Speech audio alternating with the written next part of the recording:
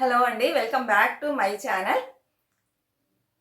ఈరోజు 2026లో ఎలా budget plan చేసుకోవాలి, మిడిల్ క్లాస్ వాళ్ళు ఎలా మేనేజ్ చేయాలి, ఎలా అన్ని చేస్తే మనకు మంచిగా మనీ సేవ్ అయ్యిద్ది, అసలు ఏంటి రూల్స్, ఇవన్నీ చూడబోతున్నామండి. చాలామందికి బడ్జెట్ వేయటం తెలియని వాళ్ళు ఇంకా చాలామంది ఉన్నారండి.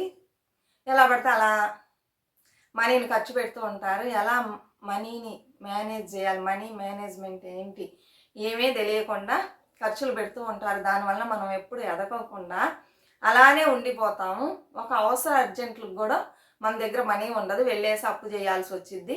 ఇలాంటివన్నీ అవాయిడ్ చేసి మనం మంచిగా అన్నీ కొనుక్కోవాలి. ఇంటికి కావాల్సినవన్నీ, అన్నీ అంటే ఇంటికి కావాల్సిన డెకరేషన్ ఐటమ్స్ అవన్నీ కాదు, గ్రాసరీస్, రెంట్, ఇవన్నీ ఎలా కట్టాలి, ఎలా చేయాలి, ఎంత మనీ వీటికి ఖర్చు పెట్టాలి, సరేనా, ఎంత మనీ సేవింగ్స్ చేయాలి, ఎలా బడ్జెట్ వేసుకోవాలని ఈరోజు ఈ వీడియో ద్వారా చూడబోతున్నాం. వీడియో నచ్చితే లైక్ ఇవ్వండి, కమెంట్స్ పెట్టండి, షేర్ చేయండి, సబ్స్క్రైబ్ చేసుకోవటం అసలు మర్చిపోవద్దు. అలానే హైప్ ఇవ్వండి, మంచిగా సపోర్ట్ చేయండి. నేను మంచి మంచి వీడియోస్ అన్నీ పెడదాం అనుకుంటున్నాను, దానికి మీ సపోర్ట్ కావాలి, మంచిగా సపోర్ట్ చేయండి. ఇప్పుడు చూద్దాం 2026లో ఎలా బడ్జెట్ వేసుకోవాలని. కొంచెం లేట్ అయిపోయింది, ఏమనుకోకండి.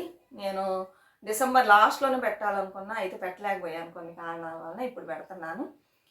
ఇవి మంత్ అన్నీ కొనుక్కొని ఉంటే చాలామంది కొంచెం లేట్గా కూడా 10th తర్వాత కూడా గ్రాసరీస్ ఇవన్నీ కొనుక్కుంటూ ఉంటారు. అలాంటి వాళ్ళు ఇలా ఈ బడ్జెట్ను ఫాలో చేయండి, లేదంటే నెక్స్ట్ మంత్ నుంచి కూడా మీరు ఫాలో చేయొచ్చు.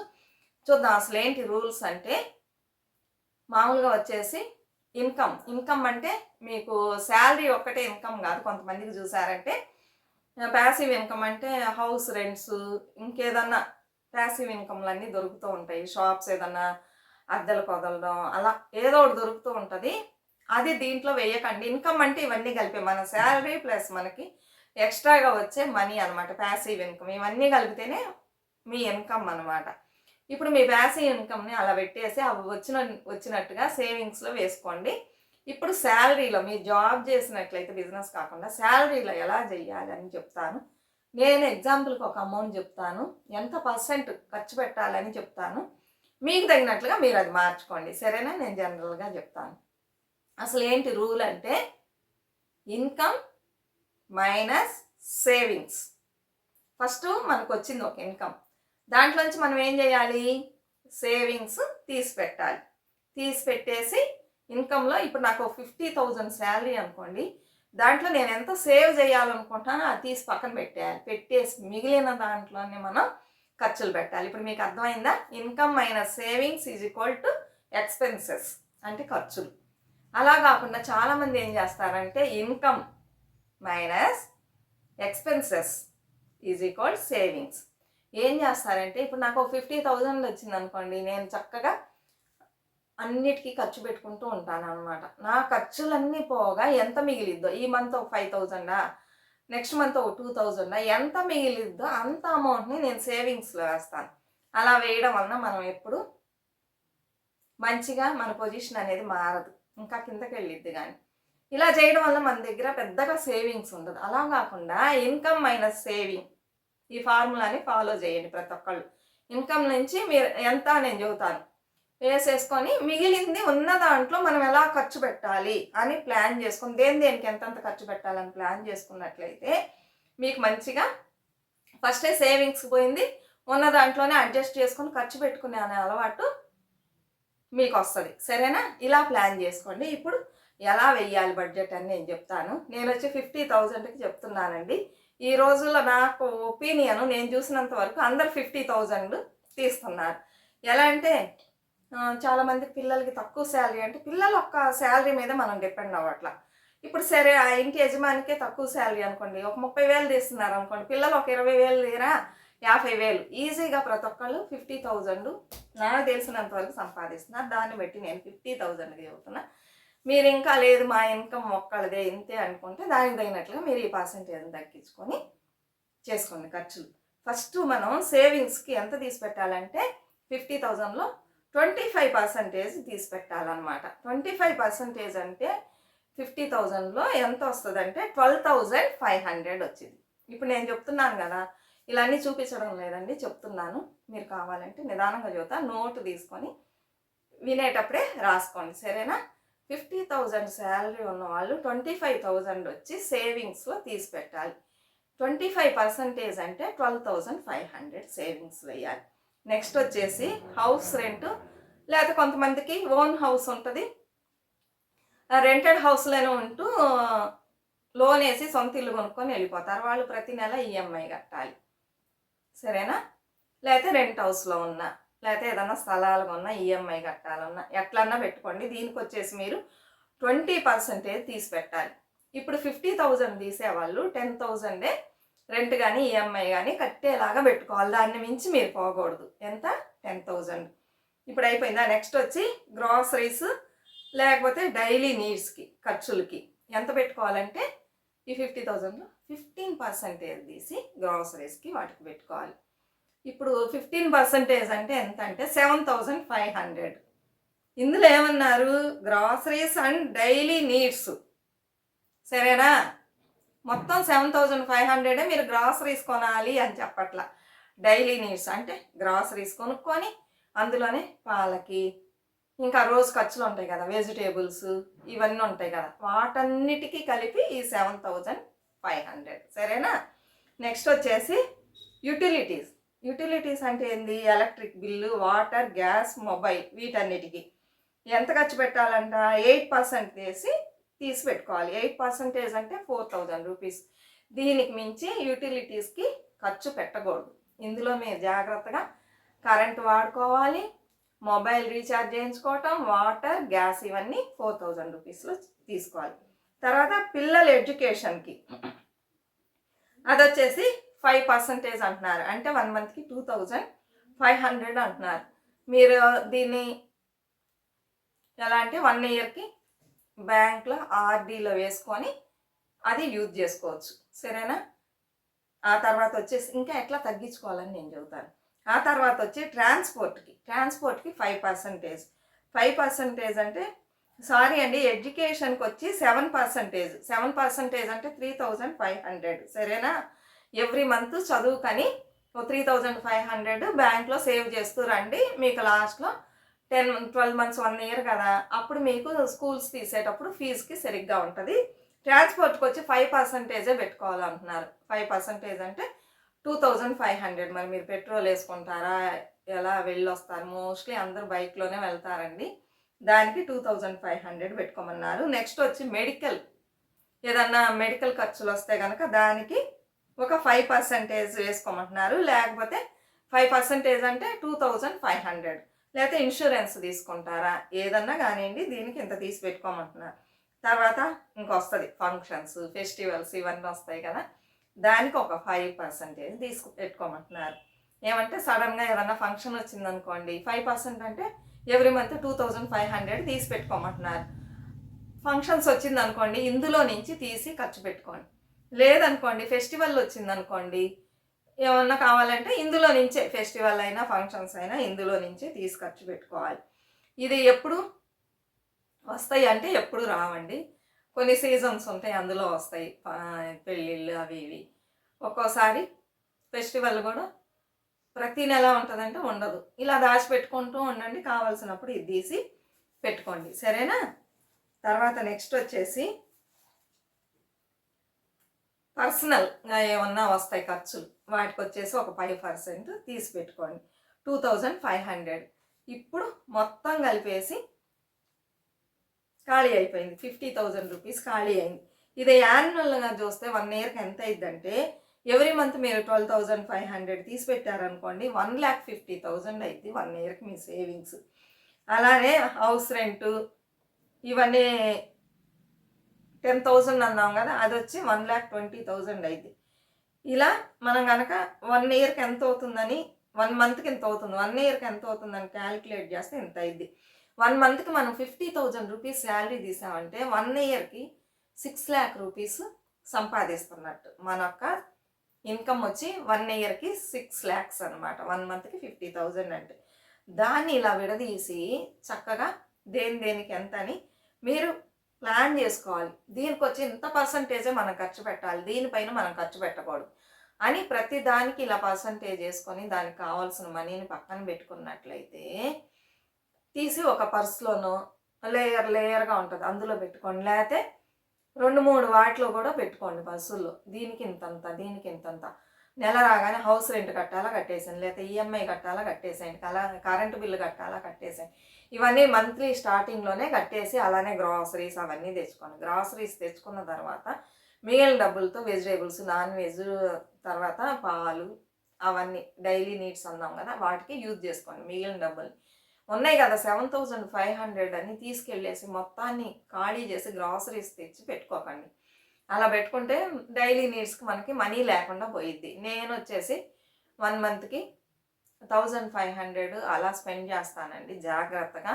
2,000 లోపలే ఉంటది. దాటదనమాట. ఇంతే దీంట్లోనే చెయ్యాలి అని పెట్టుకుంటాను. దాంట్లోనే చేస్తాను. అలానే మీరు కూడా పెట్టుకొని ఎంతమంది మెంబర్స్ ఉన్నాం ఫ్యామిలీలో, ఇంతమందికి ఎంత ఖర్చయిద్ది? ఎంత బియ్యం వాడతాం ఒక రోజుకి? ఒక గిద్ద, 2 గిద్దల అలా పెట్టుకోండి. ఇంతమందికి ఇంతంత ఏస్తే సరిపోయిద్ది. ఇంత పప్పేయాలి.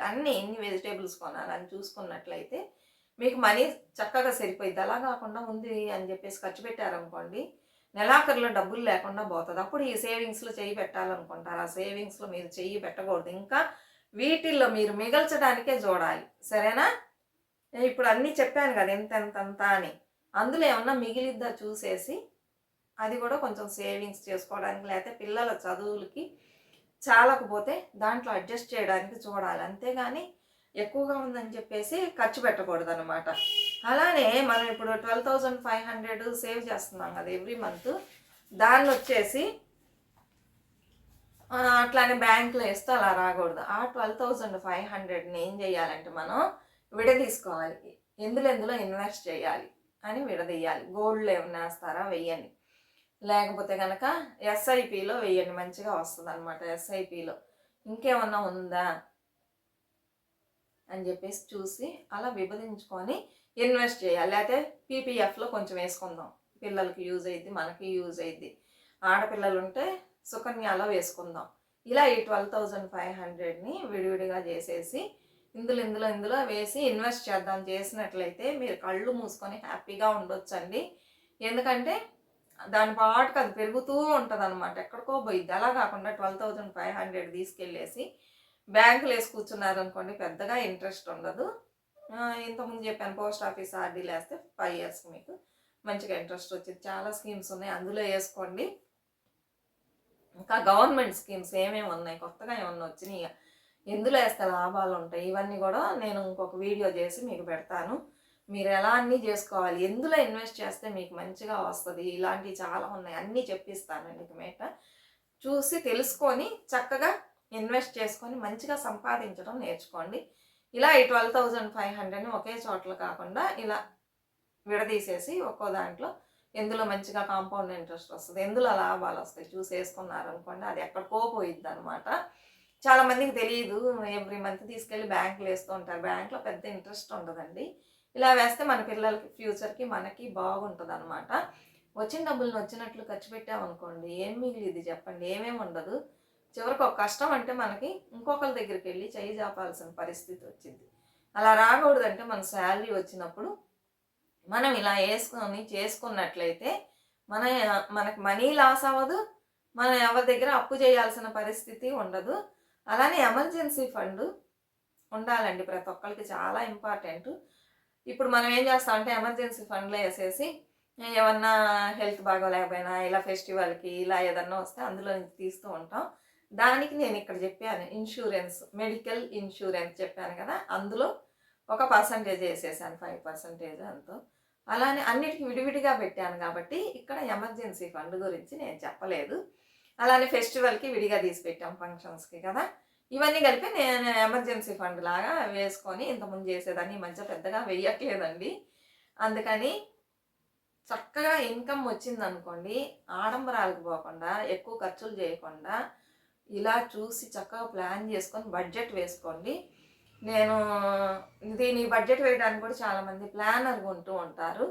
నేను అవన్నీ కొననండి. ఒక చిన్న నోటు, ఇలాంటి నోట్లో వేసుకుంటాను. ఎవ్రీ మంత్ అనమాట. ప్రతిరోజు నేను ఎంత ఖర్చు పెట్టానని చెప్పేసి రాసుకుంటూ ఉంటాను. ఇదిగో చూడండి, ఇలా రాసుకుంటూ ఉంటానన్నమాట. ఈరోజు ఎంత ఖర్చు పెట్టాను, ఏమన్నా వేస్ట్ ఖర్చులు పెట్టాను, ఇలా రాసుకుంటూ ఉంటాను. రాసుకొని అన్నీ చూసుకుంటూ ఉంటాను. మోస్ట్లీ ఇలాంటి నోట్లో రాసుకుంటా.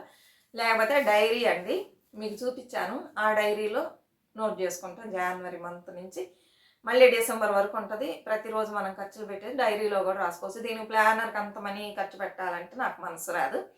మనం ఇక్కడ వచ్చి సేవింగ్స్ గురించి నేర్చుకుంటున్నాం. ఖర్చు పెట్టడం, మనీని వేస్ట్ చేయడం గురించి నేర్చుకోవడం. అందుకని నాకు వచ్చేది తిరుమల దేవస్థానం నుంచి ఒకళ్ళు తెచ్చి ఇచ్చారండి ఆ డైరీ.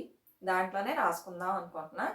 దాంట్లో రాస్తాను లేదా దీంట్లో రాస్తాను, అలా రాస్తాను. ఫస్ట్ ఇన్కమ్ వేసుకుంటాను, దానికి ఎదురులో సేవింగ్స్ తీసివేసేస్తాను. ఇంత సేవింగ్స్ చేశాను, నాకు తెలియాలన్నమాట. నాకు ఇంత ఇన్కమ్ వచ్చింది, నేను సేవింగ్స్లో ఇంత వేసాను, తర్వాత ఇంకెవరికన్నా ఏమన్నా ఇచ్చాను, ఇంకేమన్నా కొన్నాను ఈ మంత్, అవన్నీ పైన రాసుకొని తర్వాత 1, 2, 3, 4 అలా 30 వరకు డేట్స్ వేసుకొని ప్రతిరోజు ఏం కొన్నాను అది కూడా రాసుకుంటా.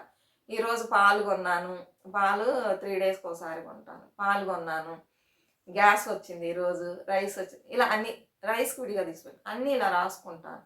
రాసుకొని ఎంత ఖర్చు అయింది ఆ రోజు అది ఎదురులో వేసుకుంటాను. చాలామంది ఏం చేస్తారంటే తక్కువ ఇన్కమ్ ఉంది, ఏం చేయాలని కష్టపడుతూ ఉంటారండి. నాకు తెలిసి నేను ఏం చెప్తా, మన ఈ మధ్య ఇక్కడ ఒక షాప్ ఓపెన్ చేశారనమాట.